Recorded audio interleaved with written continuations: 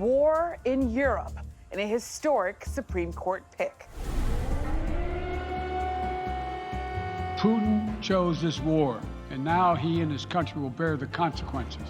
Russia launches a full-scale invasion of Ukraine, and America and its allies impose strict economic sanctions. Whoever would try to stop us, Russia's response will be immediate and lead to such consequences that you have never faced in your history. Russian President Vladimir Putin ominously warns the West not to interfere. Meanwhile, the new war in Europe rattles the economic markets and sends oil prices even higher. Plus, My nominee for the United States Supreme Court is Judge Ketanji Jackson. President Biden nominates the first black woman to the Supreme Court. Next. This is Washington Week. Corporate funding is provided by Consumer Cellular. Additional funding is provided by the estate of Arnold Adams, Koo and Patricia Ewan through the Ewan Foundation, committed to bridging cultural differences in our communities, Sandra and Carl DeLay Magnuson, Rose Herschel and Andy Shreves, Robert and Susan Rosenbaum, the Corporation for Public Broadcasting, and by contributions to your PBS station from viewers like you. Thank you. Once again from Washington, moderator Yamiche Alcindor. Good evening and welcome to Washington Week. This is an incredibly busy news week. Tonight we have two lead stories: Russia's invasion of Ukraine and the historic nomination of the first black woman to the Supreme Court. First, we begin abroad. This week, the world is seeing the largest military attack in Europe since World War II. Russia is attacking several of Ukraine's major cities by land, sea, and air. The assault has left hundreds already injured or dead. In response, President Biden and NATO leaders announced new sanctions aimed at stifling Russia's economy. And President Biden promised the world will hold Putin accountable. We've now sanctioned Russian banks that together hold around $1 trillion in assets. Between our actions and those of our allies and partners, we estimate that we'll cut off more than half of Russia's high-tech imports. It will be a major hit to Putin's long-term strategic ambitions. Ukrainian President Volodymyr Zelensky is pleading with the U.S. and the West for more help. This morning we are defending our country alone. Just like yesterday, the most powerful country in the world looked on from a distance. Russia was hit with sanctions yesterday, but these are not enough to get these foreign troops off our soil. The mood in Ukraine is panic and resolve. Some rushed to banks to withdraw cash in the hopes of fleeing the country. Others took shelter in underground subway stations, using them as bunkers. Residents were encouraged by Ukrainian officials to take up arms to defend the country. There are growing concerns the democratically elected government in Kyiv will be toppled. Joining me tonight to discuss this and more, Peter Baker, chief White House correspondent for The New York Times, David Martin, national security correspondent for CBS News, and Ann Simmons, Moscow bureau chief for The Wall Street Journal. She is joining us from Russia. Thank you all for being here. And I want to start with you. You are in Russia. What do we know about the latest about what's happening on the ground in Ukraine? And also, what is Vladimir Putin hoping to achieve, both in the short term and in the long term? Well, it's clear that there's an all-out assault on Ukraine by Russian forces, by land, by air, by sea. Mr. Putin has made clear that his end goal is basically regime change. He wants to take the Ukrainian capital of Kiev. He has made clear that he wants to get rid of President Zelensky and that he wants to install basically someone who will be a bit more favorable to the Kremlin. And you're talking about sort of him wanting to install someone and really, I guess, in some ways take away the democratic elected government there. Really quickly, briefly, also, when you think about sort of the rationale behind this, how he wants to be viewed by the history books, take us inside Putin's thinking on that front. It's really difficult to get inside Mr. Putin's head, that's for sure. But the one thing that's clear is that he wants to make Russia great again. He's always made that clear. He wants to reestablish Russia on the global stage as a superpower. He has always thought that there are only two countries that the world should be listening to, or at least should have a say in terms of the world order, and those countries are Russia and the United States. There was a great humiliation after the demise of the Soviet Union. Mr. Putin, as you know, was a KGB officer, and he really felt that the Russian Empire still needed to exist. And he has been trying ever since coming to power to basically re-establish Russia, ensure that Russia still has respect on the global stage. And David, Anne's talking about sort of making Russia great again. You've been covering the Pentagon since just a few years after the Soviet Union collapsed. I wonder, when you look at this situation, how quickly could Ukraine become fully under control of Russia? And also, when you think about it, what happens next, and how long could this occupation go forward? Well, the original fear was that Kyiv, the capital, could fall within a day or two. The Russians are not advancing as quickly as they thought. The Ukrainians are fighting, and the Russians may well have underestimated the opposition they are receiving from the Ukrainians, but we shouldn't fool ourselves here. Russia has only committed about a third of those 150,000 plus troops it had amassed around the border, so it has much more firepower that it can roll in against Ukraine. So what Russia calls the correlation of forces still heavily favors Putin's side, and Zelensky knows this. I mean, he's telling his people tonight, this could be the night that decides the fate of our country. Now, the question is the fall of Ukraine, the deposing the Zelensky government, installing a puppet regime, is that going to be enough? Or is Putin going to feel compelled to eliminate every last pocket of resistance in Ukraine, in which case this battle could go on for certainly days, if not weeks. And David, you said that Russia has more firepower. Is there thinking that he could be moving into possibly NATO territories later on? And does that change the calculation for American military troops who are not, President Biden has said, going to fight in Ukraine to defend that country's sovereignty?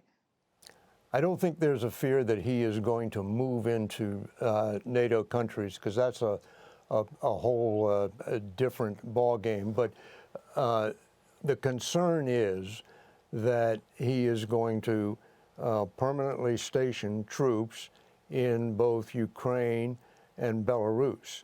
And that will radically redraw the military map of NATO. And that is why the U.S. and other NATO countries are activating this response force to put thousands more troops up closer to what will be the new front line with Russia in countries like Poland, Romania, and the Baltic states.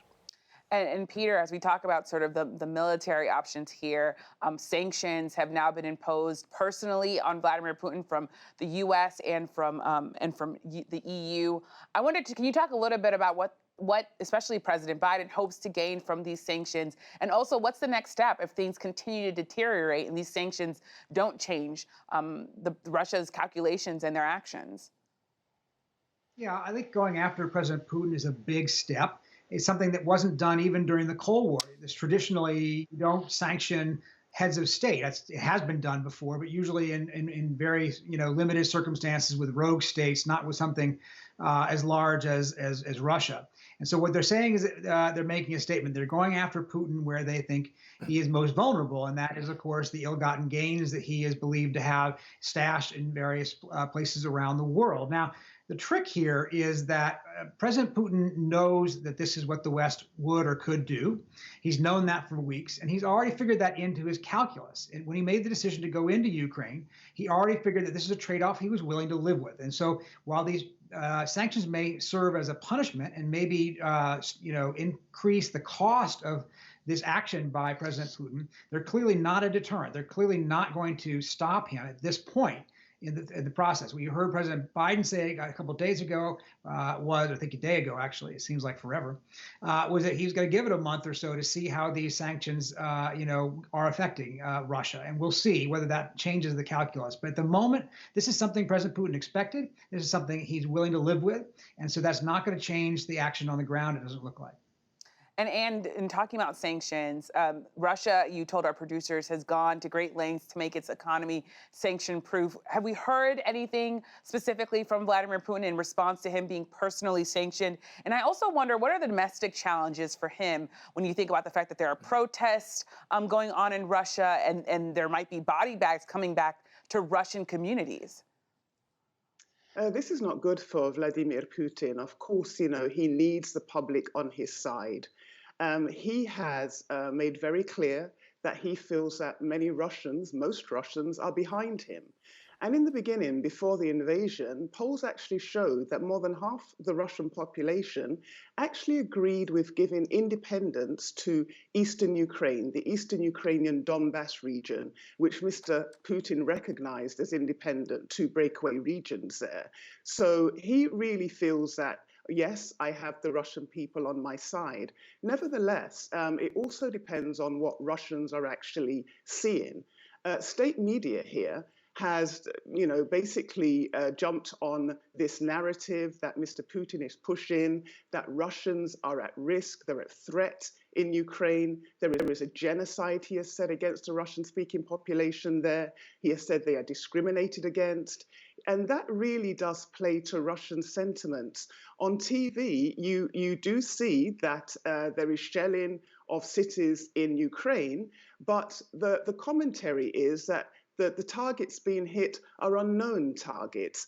And definitely that the commentary is that Russians are not, that Ukrainians, the Ukrainian public is not being targeted, that civilians are not the target or in the way of Russian forces. Now, Mr. Putin is taking a bit of a gamble here because there have been some protests on the street. On Thursday evening, for example, there are at least 2,000, almost 2,000 arrests of people, or detentions, I should say, of people who went out onto the streets to protest and to say no to war. And this was across around 58 different cities in Russia. And there were 900 detentions alone in Moscow. Those people are very brave, because it's not possible, it's very dangerous to protest in Russia. There is repression, there is a crackdown. So there is this underlying kind of feel that among Russians that not everyone is buying into the narrative. One last point I'll make, there has been a petition on change.org basically calling for no war. And that petition is growing. It shows that there is this wave in Russia of people who say no to war, and that this is not what we're doing. We don't deserve this. It is the government. It's not the people of Russia. Yeah. And David, I want to come to you because in his speech announcing these military actions toward Ukraine, President Putin talked about the fact that people who were trying to interfere would suffer consequences like we've never before seen in history. Obviously, Russia is a nuclear power. Talk a bit about sort of the concern there when it comes to nuclear weapons being used, or even the threat of nuclear weapons being used. Well, and that was an obvious threat to use nuclear weapons. And it was certainly not a coincidence that in the days before the invasion, he conducted a nuclear exercise and was made sure to be seen on television observing the exercise. He has deterred the United States from intervening to stop this invasion of Ukraine because of the threat of nuclear weapons. the U.S. is just not going to risk the fact that he might use a nuclear weapon to defend Ukraine. We support Ukraine, but the president made it very clear right from the start, U.S. troops were not going into Ukraine, even to rescue trapped Americans, just on the chance that they would somehow get caught in the crossfire between Russian and Ukrainian forces. So, you know, the U.S. has been using economic sanctions in an attempt to deter Putin from invading. But the country that's really been deterred here is the United States with the threat of nuclear war. And Peter, when you think about the other challenges that President Biden is facing, there's the economic challenges. How could this invasion possibly impact Americans, especially at the gas pump? And what is the White House planning to do about that briefly? Yeah, it's not a good timing for President Biden. He'd like, obviously, to get the economy doing better, particularly on inflation and energy costs. And now there's a risk that that will go the other direction. You've seen the markets roiled in the last few days. You see the price of gas coming up at the pump.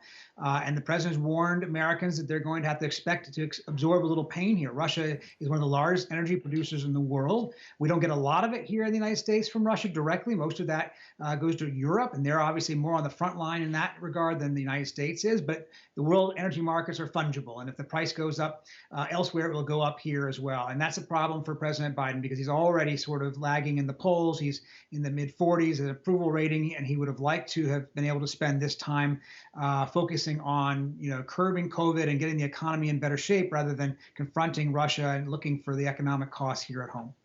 And Anne, really briefly, there's obviously a humanitarian crisis playing out in Europe. I just want to have you look forward for a bit about the sort of new world order that we're seeing play out before our eyes.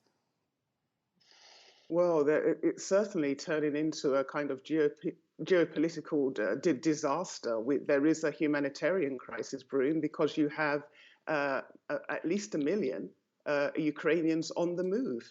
And it will not be contained. If this war continues, obviously, there's no doubt that other countries are going to be involved, drawn in unwittingly, unwillingly, some cases. Yeah. So this is really important. Well, very scary and something that we'll continue to be covering. Thank you so much, David and Anne, for joining us and for sharing your reporting. On Friday, President Biden announced that he is nominating federal appeals court Judge Ketanji Brown Jackson to the Supreme Court. A Miami native and a graduate of Harvard Law, she would be the first Black woman and is the first Black woman to be nominated to the Supreme Court in its 233-year history.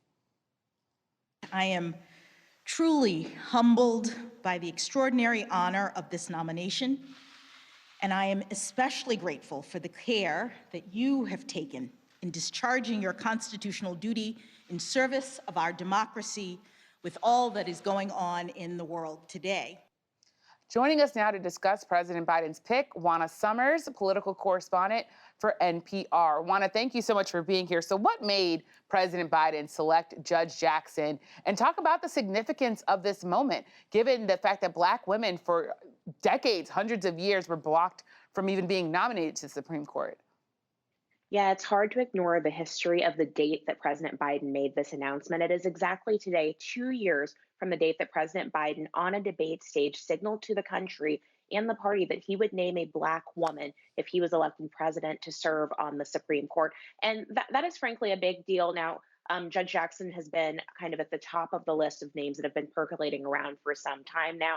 She is known for her temperament. The president was reportedly looking for someone who had the same temperament as Justice Breyer, who announced his retirement. Interestingly, who Judge Jackson also clerked for when she was younger, back in the late 90s. One of the things that I think is very interesting about her background is the fact that she spent 2+ years as a public defender, a background that she shares with President Biden, who also did so briefly. And that means if she's confirmed to the high court, she'll be the first justice on the court to have extensive criminal defense experience since Thurgood Marshall. And I think that says a great deal and is very in sync with the priorities we've heard from this White House, as well as from then candidate Joe Biden on the campaign trail. And the other thing, of course, that's happening with this historic pick is that Republicans are going after her. One saying that it's discriminatory to say that President Biden wanted to name a black woman, but also after she was picked specifically, we had the GOP calling her radical. What's the White House plan for pushing back on that? So, one of the things that we heard today that I think is really interesting in the announcement and the remarks from the president is that he pointed out the fact that she is coming from a family with extensive law enforcement. One of her brothers, in fact, was in law enforcement here in the city of Baltimore, where I live. And there was a glowing statement, in fact, that came out from the head of the Fraternal Order of Police, one of the largest law enforcement groups in this country, that made the point that Judge Jackson they believe she will rule fairly. So, that's one thing. Liberal groups right now are also out with a lot of ads that are pointing out that she has a bipartisan record of being confirmed. They focused on the fact that in her most recent confirmation, she got 3 Republican votes in support. So this has been a bipartisan record of supporting this judge. I think they're really going to lean into that here, that she is someone who is fair, who does not see things in blacks and white, who can navigate those shades of gray, and that will rule fairly and in a manner that is nonpartisan. And Peter, there is also a history that you've talked about on this show about thinking about identity when you think about nominating a Supreme Court justice. This was not the first president to do that. Talk about that history briefly, but also how quickly is the White House trying to get this confirmation done? I think we have about a minute left, but I want to give it to you, of course. Right. Well, there is a history, of course, of looking for first on the Supreme Court. Ronald Reagan said in his campaign in 1980 he would appoint the first female justice. He did. That was Sandra Day O'Connor. Other presidents have made similar promises over the years and fulfilled them. So it's not a unique situation here. Even Mitch McConnell said he had no problem with President Biden making that promise and fulfilling it. He doesn't mean he's going to support her. And that is obviously going to be an issue. But I think you're right. President Biden would like to get this done quickly. He'd like to get the win. He'd like to get this settled, particularly when you've got a 50-50 Senate. And you can see how even a single vote can change the dynamics in a very quick way. And with the just 10 seconds that we have left, do we think that they're going to get Republicans voting for her? Well, as you point out, there are 3 Republicans who did, and probably 1 or 2 of them. Lindsey Graham sort of sent a mixed message today, so it's not entirely clear. He's disappointed it wasn't a Judge Childs from his state. Yeah. Well, there's going to be a lot of talk about sort of her history, what she did, sort of her judicial history. It's going to be very interesting to watch her navigate this process. Thank you so much to Peter and to Juana for joining us and sharing your reporting. I will continue our conversation. We will continue our conversation on the Washington Week Extra. Find it on our website, Facebook, and YouTube. And tune in Monday to the PBS NewsHour for on-the-ground reporting on Russia's assault against Ukraine. And finally, this week marks the 55-year anniversary of Washington Week. The program debuted in 1967 and has had 9 moderators. This is the longest-running primetime news and public affairs program on TV. We are very proud of that. And after a week like this one, I personally am proud to keep gathering with our guest journalists every Friday. Thank you so much for joining us. Good night from Washington.